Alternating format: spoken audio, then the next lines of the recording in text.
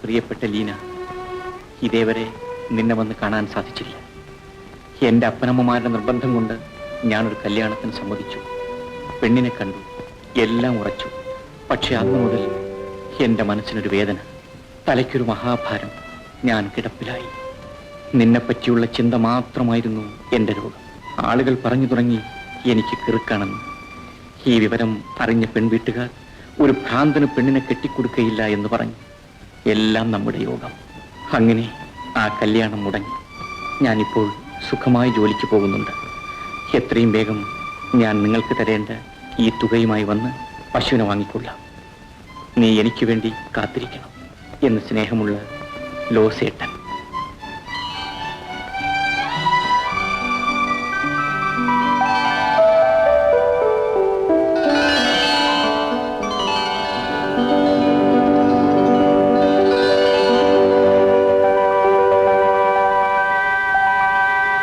എത്ര നാളുകൊണ്ട് ഞാൻ കയറി ഇറങ്ങി നടക്കുന്നു. കേട്ടോ ചേർത്തി, നാട്ടുകാരെല്ലാം പറഞ്ഞു തുടങ്ങി ഞാൻ ലീനാമയെ കെട്ടാൻ പോകുന്നെന്ന്. ഒരു രണ്ടാം കെട്ടുകാരന് ഒന്നുപോലെ വളർത്തി എന്റെ മോളെ കൊടുക്കാൻ എനിക്കിഷ്ടമില്ല. നീ മിണ്ടാതിരി. അതപ്പ കല്യാണം നടത്താനാണെങ്കിൽ എന്നെ കെട്ടിയിട്ടടിച്ചാൽ പോലും 4 കാശില്ല. ചേട്ടൻ ഒന്നുകൊണ്ട് വിഷമിക്കേണ്ട, എല്ലാ ചെലവും ഞാൻ നോക്കിക്കൊള്ളാമെന്ന്. അത് പാടില്ല. നിന്റെ കയ്യിൽ നിന്ന് പണം വാങ്ങിച്ചിട്ട് ഞാൻ എന്റെ പെണ്ണിനെ വിൽക്കാനോ? അങ്ങനെ നാണ്യതാകപ്പേരേട്ടൻ ചിന്തിക്കരുത്. ഞാൻ കെട്ടുന്ന പെണ്ണിന് വേണ്ടിയാ ഞാൻ ചിലവാക്കുന്നത്. ഇതാ 500 രൂപ ചേട്ടൻ പിടിച്ചാട്ടെ. അതപ്പ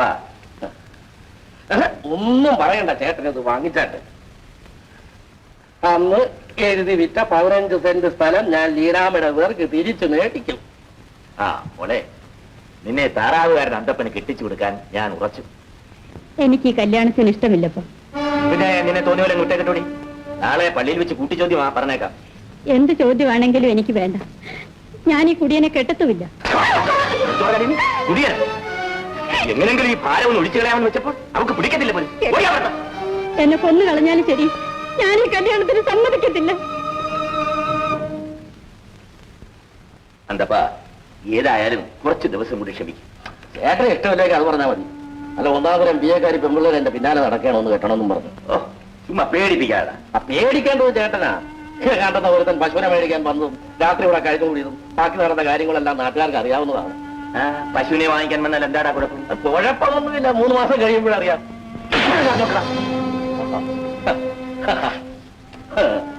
ഒരു സത്യം പറഞ്ഞപ്പോ ചേട്ടൻ എന്തിനാ എന്നോട് കോപിക്കുന്നത്? പിന്നെ എന്നെ തല്ലിയത് മറ്റാരും അല്ലല്ലോ, ചേട്ടൻ തന്നെ ആണല്ലോ. ഇഷ്ടപ്രകാരം ചെയ്താൽ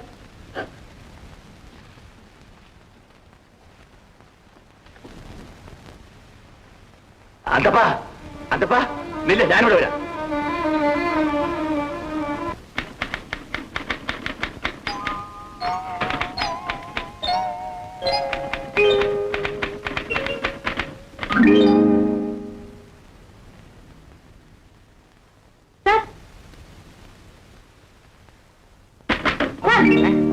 എന്താ?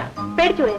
ഇല്ല, ഞാൻ കുറച്ചുനേരം പരലോകത്തായിരുന്നു. എന്റെ കിസിന്റെ റിയാക്ഷൻ ആയിരിക്കും. ഏതായാലും കുഞ്ഞെ, ഈ സ്നേഹം ഡേഞ്ചറാണ്. Love is always dangerous. ഈ മരണക്കളി നമുക്ക് വേണ്ട ഡിയർ. ഞാൻ ഡാഡിയോട് എല്ലാം തുറന്നു പറഞ്ഞു. അയ്യോ, ചതിച്ചോ കുഞ്ഞെ? ഇതറിഞ്ഞാൽ ഇന്ന് എന്നെ അദ്ദേഹം ഡിസ്മിസ് ചെയ്യും. അയ്യോ, കാര്യം കേൾക്കണം. നിങ്ങൾക്ക് പ്രൊമോഷൻ കിട്ടാൻ വേണ്ടി ഞാൻ ഡാഡിയോട് പറഞ്ഞു. അല്ല, ഇത് അദ്ദേഹം അറിഞ്ഞാൽ നമ്മളുടെ രണ്ടുപേരുടെയും ഇടയ്ക്ക് എന്തോ ഒരു ഇത് ഉണ്ടെന്ന് അദ്ദേഹം. ബുദ്ധി ഉണ്ട് വിചാരിക്കണം. അപ്പന്മാരോട് പെർമിറ്റ് വാങ്ങിച്ചാണോ പെണ്ണുങ്ങൾ സ്നേഹിക്കുന്നത്? ഡാഡി ഡാഡി, ഈ സാറിനോട് ലെറ്റർ ടൈപ്പ് ചെയ്യാൻ പറഞ്ഞപ്പോ വയ്യാന്ന് പറഞ്ഞു.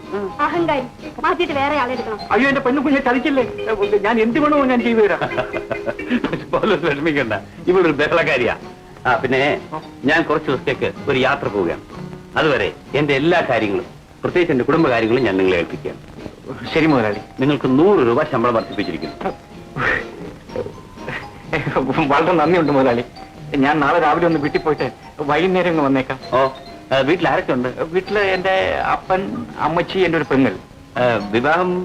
ഞാൻ വിവാഹം കഴിച്ചിട്ടില്ല. മോളെ, ജലദോഷമായിരിക്കും. എന്റെ മോനെ, നിന്റെ കല്യാണക്കാര്യത്തെ പറ്റി ഇനി ഞങ്ങൾ ഒരു അക്ഷരം ഉണ്ടത്തില്ല. ഒന്ന് ആലോചിച്ചതിന് എന്റെ മോനുണ്ടാ ഒരു എടാവൂടങ്ങ്. കർത്താവേ, അവിടുന്ന് തന്നെയാണ് എന്റെ കുഞ്ഞിനെ രക്ഷിച്ചത്. നാടകക്കാരൻ തുമ്പിയാശാന്റെ മോനല്ലയോ പൗലോച്ചൻ. ഒരു പക്ഷേ ആ കല്യാണം പിടിക്കാത്തത് കൊണ്ട് ഭ്രാന്തായിട്ടങ്ങ് അഭിനയിച്ചത് അല്ലയോ പയ്യൻ. കൂടാവുന്നു എന്ത് കുന്തമാട്ടെ, ഈ കല്യാണക്കാരത്തിന് ഞങ്ങൾ ഇടപെടത്തില്ല. പക്ഷെ മോനെ പൗലോസ്, നീ ഒരു കാര്യം ചെയ്യണം, നിന്റെ ഇളയ പെങ്ങളെ കെട്ടിച്ചയക്കണം. അതിന് നീ അപ്പനെ ഒന്ന് സഹായിച്ചേ പറ്റൂ. സ്ത്രീധനം കൊടുക്കുന്നതിന് നമ്മുടെ കയ്യിൽ അതിനാ പൗലോസിനോട് വരാൻ പറഞ്ഞത്. അല്ല, ഒന്നാം തരം പയ്യനാ കേട്ടോ. ഒരു 3000 രൂപയും അങ്ങനെ ഒരു പരുവത്തിൽ ഒരുക്കി വെച്ചിരിക്കുക. 3000 രൂപയോ? നീ മുതലാളിയോട് ആവശ്യം പറഞ്ഞാൽ അദ്ദേഹം തരും മോനെ. നിന്നെ അവിടെ എല്ലാവർക്കും വലിയ കാര്യമാണെന്നല്ലയോ നീ പറഞ്ഞത്. എന്നാലും ഈ തുക കടം ചോദിച്ചാൽ മറ്റു പല കടപ്പാടും ഉണ്ടാകും. എന്ത് കടപ്പാടുണ്ടെങ്കിലും വേണ്ടില്ല, ഒരാഴ്ചക്കകം ഈ തുക കൊടുക്കണം. പിന്നെ നീ നിന്റെ വീട്ടുകാർക്ക് വേണ്ടി ഒന്നും ചെയ്തില്ലേ ഞങ്ങൾക്ക് ഒരു പരാതിയില്ല. മോനിമ്മയ്ക്കും പയ്യന് വളരെ പിടിച്ചു. പട്ടാളത്തിൽ നിന്ന് 10-200 രൂപ ശമ്പളമുള്ളതാ. നമ്മളെ തേടി വന്ന് ഈ ഭാഗ്യം തട്ടിക്കളഞ്ഞാലുണ്ടല്ലോ, ഇനി ഇതുപോലെ ഒരു ആലോചന പെങ്ങൾക്ക് വരികയോ കേട്ടോ പൗലോച്ച. നീ എന്താ മോനെ ഒരു മറുപടിയും പറയാത്തത്? ചേട്ടാ പൗലോസേ, നിന്റെ പെങ്ങളുടെ പ്രായത്തില് അയലോക്കത്തുണ്ടായ പെമ്പിള്ളരെ ഒക്കെ കെട്ടിച്ചയച്ചു. അവരൊക്കെ പെറ്റു. 5-6 കൊച്ചുങ്ങളുമായി. കാണുന്നവരൊക്കെ എന്നോട് ചോദിക്കുക, മോൻ വലിയ ഉദ്യോഗസ്ഥനായിട്ടും പെങ്ങളെ എന്താ കെട്ടിച്ചയക്കാതെ ഇങ്ങനെ നിർത്തിയിരിക്കുന്ന തോന്നിച്ചാം. പ്രായമായ പെണ്ണല്ലോ കുഞ്ഞെ. നമ്മുടെ ആ പുന്നമ്മൂടന്റെ മോക്ക് പറ്റിയതുപോലെ വല്ല അപകടവും പറ്റിയാ പിന്നെ നമ്മൾ ജീവിച്ചിരിക്കണോ കുഞ്ഞെ? അവൾ എന്റെ പെങ്ങളാണ്. ചേട്ടൻ വന്നാട്ടെ. ഓഹോ, എന്നാലും എന്റെ മോളെ പറ്റി ആ ലോനാപ്പിച്ചേട്ടൻ പേര് ദൂഷം പറയാമോ? ഓ, നീ വലിയ കൊച്ചുവർത്താകൊന്നും പറയണ്ട. ഞാൻ പണ്ട് നാടകത്തിലായിരുന്നപ്പോ നീ അല്ലയോ കയ്യാലൊക്കെ വന്നിരുന്ന് കണ്ണു കാണിച്ചെന്നെ വിളിച്ചതും കൈമുട്ടി വിളിച്ചതും മറ്റു പലതും കാണിച്ച് എന്നെ കറക്കി എടുത്തത്. അതിൽ പൊക്കി നോക്കിയില്ലേ പറയാമേ? ഇല്ലാത്തത് പറയരുത്. നിങ്ങളല്ലേ ചേട്ട പൊളിച്ചു വന്ന് എന്നെ കൈയിട്ട് മാന്തിയത്. അറിയാമേ, അതൊന്നും ആരുടെയും കുറ്റമല്ല. അതൊക്കെ പ്രായത്തിന്റെ വിശേഷമാണ്. പ്രായത്തിൽ കിട്ടേണ്ടത് കിട്ടിയില്ലെങ്കിൽ മറ്റോ വേല നടക്കും. ഇതാണ് എന്റെ വേദന നിറഞ്ഞ കഥ. എന്റെ ഈ സങ്കടം ഞാൻ ആരോട് പറയും? ആദ്യമേ മനസ്സിനെ നേരെ നിർത്തണം. പിന്നെ മുതലാളിയുടെ മോളെ കെട്ടാമെന്നും പറയണം. അപ്പൊ എന്നെ സ്നേഹിച്ച ആ പാവപ്പെട്ട പെൺകുട്ടി, അവളുടെ ജീവിതം നശിച്ചത് ഞാൻ ആ പണം എടുത്തതുകൊണ്ടല്ലേ? ആ പണം അങ്ങ് തിരിച്ചു കൊടുത്താൽ നിന്റെ കടമ തീർന്നു. ആ കുഞ്ഞേ, ആ മോട്ടാർ മുതലാളിയുടെ മോളെ കല്യാണം കഴിച്ചാ നീ ലക്ഷപ്രഭുവാകും. അതറിയാഞ്ഞിട്ടല്ല ചേട്ടാ. ആ പെൺകുട്ടിയും സ്നേഹമുള്ളവളാണ്. അതുമാത്രം, നിന്റെ പെങ്ങക്ക് 10,000-5,000 സ്ത്രീധനം കൊടുത്ത് നല്ല ഒന്നാം തരം ഒരു ചെറുക്കനെ കൊണ്ട് കെട്ടിക്കുകയും ചെയ്യാം.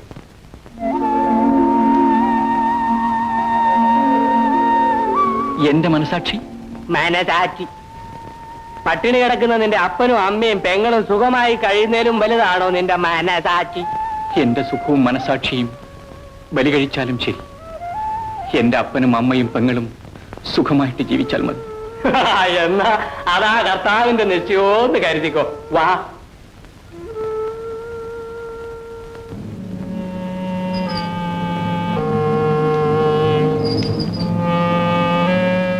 ലീനമേ, നിൽക്കൂ. ലീനമേ, നിൽക്കൂ ലീനാമേ. നീ ഇത് കണ്ടോ? ഇത് നാളെ നമ്മുടെ കല്യാണത്തിന് മേടിച്ചതാ. ഈ മാലേ ഈ സാരി എന്താ പിടിച്ചോ? ആട്ടെ, നാളെ നമ്മുടെ കല്യാണം ഒന്ന് കഴിഞ്ഞോട്ടെ. നിന്നെ കൂടെ കടയിൽ കൂട്ടിക്കൊണ്ടുപോയി നിനക്ക് ആവശ്യമുള്ളതെല്ലാം മേടിച്ചു തരാം. അതിനെ വേറെ ആളെ നോക്കിയാ മതി. അഹങ്കാരം പറയരുത്. ഞാൻ ജീവിച്ചിരിക്കുകയാണെങ്കിൽ ഈ കല്യാണത്തിന് ഞാൻ സമ്മതിക്കത്തില്ല. നീ ജീവിച്ചിരിപ്പുണ്ടെങ്കിൽ വെപ്പേലിയായിട്ട് നീ കല്യാണം നടത്തിക്കും, ഓർമ്മിച്ചോളൂ.